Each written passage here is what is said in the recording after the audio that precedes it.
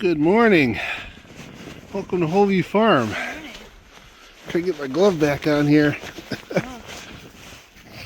It's wonderful. Negative 17. Yeah, negative 17 degrees this morning. And we're out doing chores. And yeah, I just wanted to kind of show some things. We've got our water tank here. You can see it's steaming away. There's just a 1500 watt submersible heater in there. Not my ideal setup, but it's really worked. We've got one in here. We actually got a second one for the cows in there, and these tanks are staying open even in this negative 17 let's say a negative 30 degree wind chill, although the wind hasn't been too bad. Griffin's doing okay. Yeah, dogs are doing okay. You know, they got nice fur coats, and that's part of the reason we keep them outside and not in a barn, because you know, it's just as cold in the barn, but out here... It's a lot colder than Gertie. Yeah. Out here, they're in the sun, you know, and they can help mitigate some of that where we've got them. So, where are you heading here?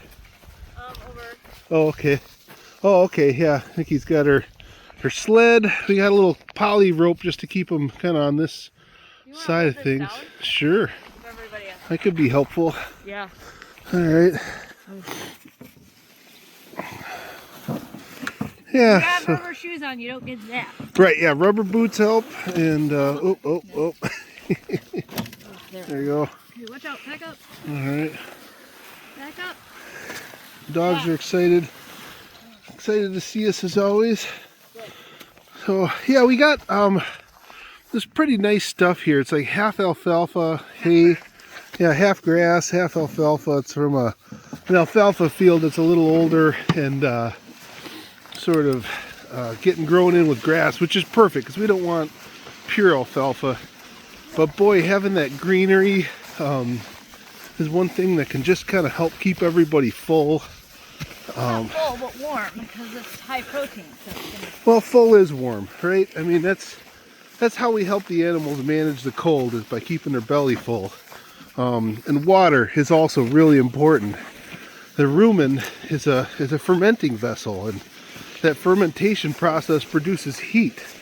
You know, as they're breaking down the carbohydrates and proteins in this grass, it's generating warmth. But they have to have water for that to happen. So they got to have enough water to keep that stuff soupy and keep that fermentation process active. You can see we got a couple of big round bales out here spread out so everybody can get to it, and they're picking away at them. Uh-oh. that happens every time. Every time, yeah. Too steep. Well, that's all right. We'll pull them down a little further. But I want to go look at where everybody's at, because that's a big part of our cold strategy too, is we've got them on this south-facing slope, so they're getting direct sunlight down here.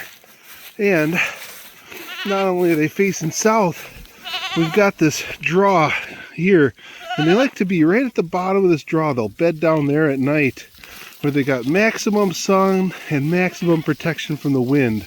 Usually the winds are coming from the north, so kind of comes over top of this hill and this vegetation. They get a nice little sheltered area down there at the bottom, which really helps.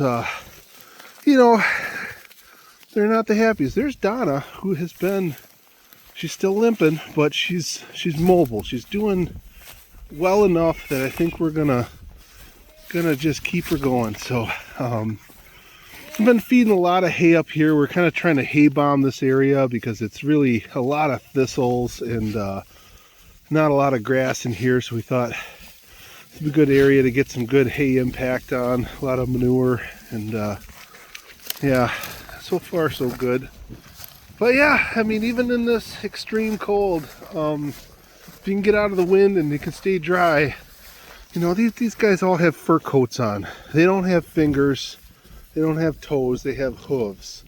They're built to withstand some conditions, and more so for the sheep, who have the lanolin and the waterproofing in their wool.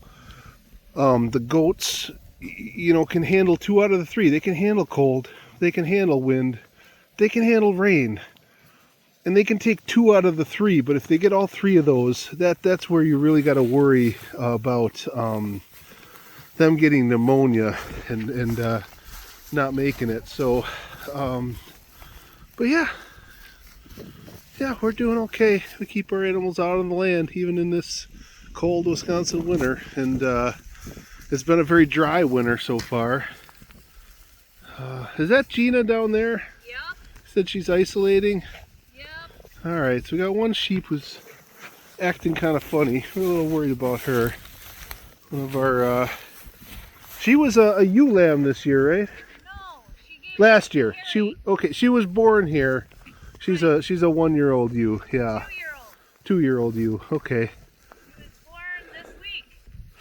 17th. Right, that was one of our original 8 pregnant ewes we got that our first lambing out here was in January and February, or late December, early January, I think, and she was one of those. Yeah, kind of concerning, you know, behavior tells you a lot when everybody's up here eating and she's off by herself. That's not a great thing. What's going on, girl?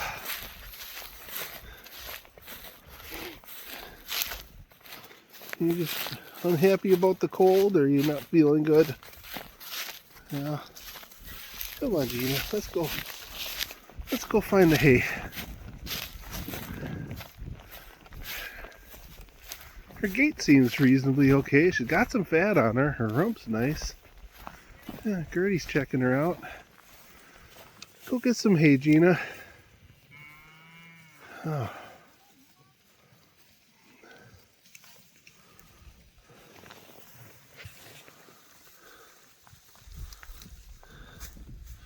These square bales are nice for portability, and like I said, it's a little nicer, higher protein, more green matter than our big round bales. But you really got to spread them out, make sure everybody can get some. Otherwise, the goats are a little more aggressive. They'll butt everybody out of the way, and yeah, so. Show everybody the animals. They're not shivering. That's a really good sign. Right, yeah, they're not sitting there shaking and huddled up. They're out moving and eating, and they'll go back once they're done, got their bellies full. They'll probably go get some water and then head right back down to the shelter of that draw. But it's the coldest it's supposed to get is right now. Is negative 17. By this evening, it's going to be up to like 0, maybe even a little above 0. So. Should warm up considerably, and yeah, everybody's doing fine except for Gina. A little worried about her, but we're doing fine. So over here by the cows, bringing them some alfalfa too. Now they don't have the benefit of going down in the hollow, but they do have a nice row of straw bales to kind of break up the wind, and cows are pretty cold hardy. I mean, they've certainly live outdoors in climates much harsher than our own, and having a nice insulated break on the ground, some straw, some bedding that they can lay on helps. Bale to get out of the wind a little bit, full sun, and of course plenty of feed and water. But one of the things I want to talk about is the dogs. Nikki found a new source of information on dog training, and we've been trying that, and just practicing supervised visits, getting them used to each other, and it's been pretty good. It's keeping the energy calm, getting them more and more used to each other. So we're still hopeful these guys can get along. We're not trying unsupervised overnights or anything, but it feels like progress. I mean, it does feel like they're getting. Good job. Yep. Yeah, cows aren't totally at ease with them, but they're but that's good. You know, the energy's the energy's calm. So I don't know if you want to talk about what you've been learning, but well, yeah, we were really disappointed with this guy because he's just Griffin you're talking about. Yeah, Griffin, we're really concerned. Now he's still a teenager. He's not a full-grown dog, but he was exhibiting, chasing the cows and going under gates and doing things that are frustrating. Yeah, he started slipping under gates now and roaming, and I was like, what is going on? And then I realized, yeah, he's a year and a half. He's in his teenage adolescent stage, and I think I was putting too much stock into, oh, he was raised by his parents for 6 months. He's golden. I don't have to do anything except teach him to sit. Right. Thank you very much. And what I've learned is that he has no self-confidence, and he's very needy around people, as Yes. you can see. So, I don't know. I was just thinking about it, and we're really seriously talking about getting rid of him. And then I found Benson's Livestock Guardian training on YouTube, and I did her free online course. I'm really gonna take the real course, but I've already enacted some of the stuff I've seen in a couple of her training videos. Now she gets Marimas primarily, and I don't know, they're deserty looking. I can't figure out where she's. Oh, Oregon. They're in Oregon. Yeah. And in the high desert there. But she was saying four on the floor. Invite them in so they have gate manners. Don't just let them rush in. And then with the jumping, she was, like, this is the needy thing, where he doesn't have any self-confidence. And then when he's calm, you praise it. Yeah. And then also when he is getting all crazy, you get down. You get down so he has no reason to get up by my face. And that's been working. So picking up some good training tips. Yeah. Renewing our commitment to making this work, or And she's working got with some the animals to get it to work. Introductions to livestock guardians, to animals. She's got a couple donkeys, sheep, goats, pigs, and cows. Yeah, so we're excited about the new material, Yeah. and I am not a good dog trainer. Like, I know this, and I tend to fall to negative reinforcement, which I know doesn't work on an intellectual level, but I fail at often on a emotional day-to-day level. Right, and I mean, these guys don't know. Yeah. You just don't. But I think don't beat them, right, because and it's just gonna wreck your partnership.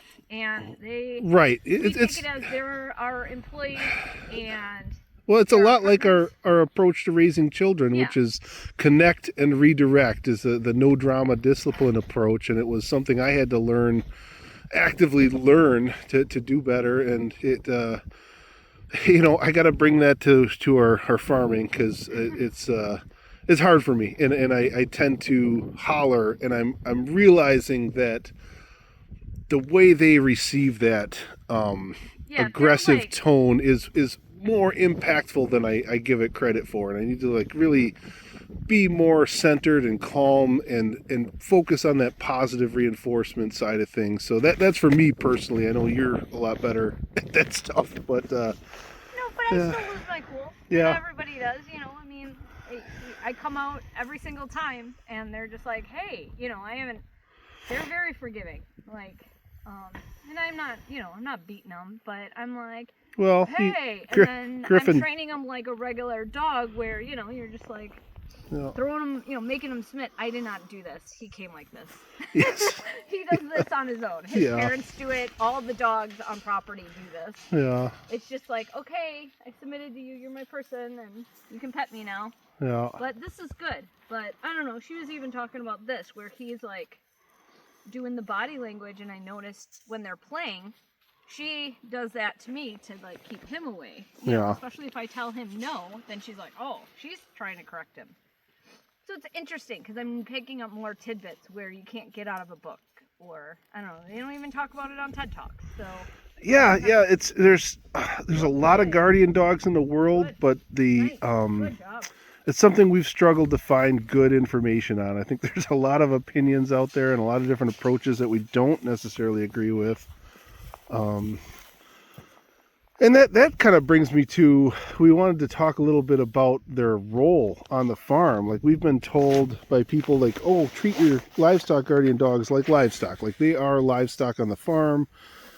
And I don't know, that never really sat right with me. And we've been talking about it. And I think, Peter Burkle had said, treat them like employees. And I like that. I think that's more where my mindset is. Like, these are our employees. They have a partnership here. They're guardians. Like, I'm just never going to have the same relationship with a sheep that I am with a dog. They look at me different because I'm a prey animal and they're a prey animal and I'm a predator. And dogs, our fellow predators, our fellow managers of the farm, are we just, it's a different relationship. Yeah. Even out in back, not even in nowadays in Europe and back in the day. I mean, shepherding's been the age-old tradition of the time, and having livestock, and that's what these guys were for. The shepherds went out, slept with their sheep, brought them in, and then when they went to go do their chores, like doing milk and stuff, they left the dogs in charge to protect against the wolves, the bears, the coyotes, all that stuff. And it's still like that. They sleep out, but they're also more ruthless in the sense of their culling habits. Like, like, hey, if you don't make it and you let an animal get hurt, well, now you're done. Where, a lot of out here in America, we put either too much expectation on our dogs right away, like, oh, you have this ingrained. Okay, sit. Or can you sit for me? Where, I've seen people like, oh, you can put them in the house, and I'm like, I don't agree with that. I think they should live with their stock, but they also need some training. They should be able to get in a car and go to the vet. They shouldn't, you should be able to have people out with you when you have company come through, and you shouldn't have to worry about the dogs biting them or anything. They need to be able to sit and be able to be groomed. And if they get ripped up, they need to be able to get in a car, taken to the vet, and sewn up, and then be isolated in a kennel. They can't be freaking out and so stressed that they rip their stitches open or something. So I'm excited. It feels like we're making some progress here in what we had in the vision that we had. Yeah. And it's we were kind of at a point where we thought, okay, we got to reassess. Our goals aren't going to work here. But I'm a little more optimistic. Now, I'm still concerned with the cows and the sheep being together after Donna getting injured. I wondered, was it because one of the cows was running and stepped on her? Now, maybe that was dogs were a contributing factor there, but it's still a concern. Can we have sheep and cows together? Is that a safe, responsible husbandry practice? I'm still on the fence there. But as long as they're comfortable with each other, and then it's more and more doable to even just maybe do it during, I don't know, the day or whatever. I don't know. Yeah, I mean, I could see it working in a situation where everybody's getting along and energy's calm and everybody's got enough to eat and they're grazing and they're not freaked out running around. I think that, management can significantly lower the risk of having larger and smaller animals together. But, something we're going to have to figure out as we go. So, anyhow, not to switch it here. So, it's still -17 out here, and I think I've had enough. We got to go load the stove, and your beard and your mustache is totally.